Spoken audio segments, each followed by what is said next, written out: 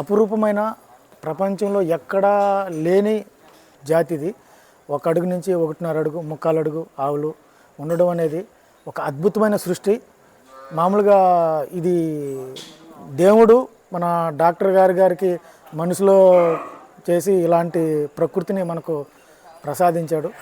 రెండోది ఎక్కడో అంతరించిపోతున్న జాతి ఇది. మామూలుగా వాస్తవంగా పొంగనూరు జాతి అంతరించిపోతున్న జాతిని సార్ యొక్క ఒక సృజనాత్మకమో కళాత్మకమో లేకపోతే ఆయన వృత్తి ధర్మమో ఏదో మరి వండర్ఫుల్ సార్.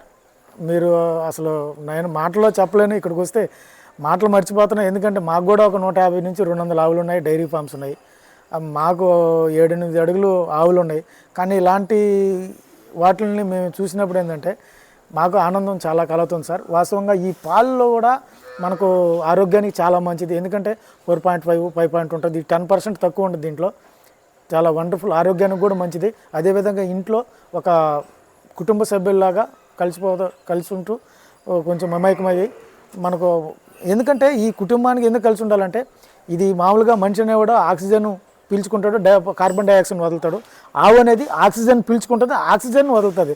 అలాంటి ఉంటే మనకు ఇంట్లో కొంచెం శరీరానికి శ్వాసకోశకు సంబంధించిన కొన్ని వ్యాధులు కూడా నయమవుతాయని చెప్పేసి నా ఆలోచన. ఎందుకంటే నేను జీరో బడ్జెట్ నేచురల్ ఫార్మింగ్లో ఆంధ్రప్రదేశ్లో నాకు గుర్తింపు పొందిన రైతుగా నేను వీటి మీద నేను జీవామృతం ఘనజీవామృతం ఎన్ని విధంగా నేను దీంట్లో వచ్చే ఈ వ్యవసాయానికి కూడా మనకు ఈ మూత్రం కానీ ఈ పేడ కానీ మనకు చాలా అపూర్వకంగా ఆర్గానిక్ పరంగా కూడా అదే ఫామ్ హౌస్లో పెట్టుకునేదానికి కూడా బాగుంటుందని నా ఆలోచన. ధన్యవాదాలు సార్.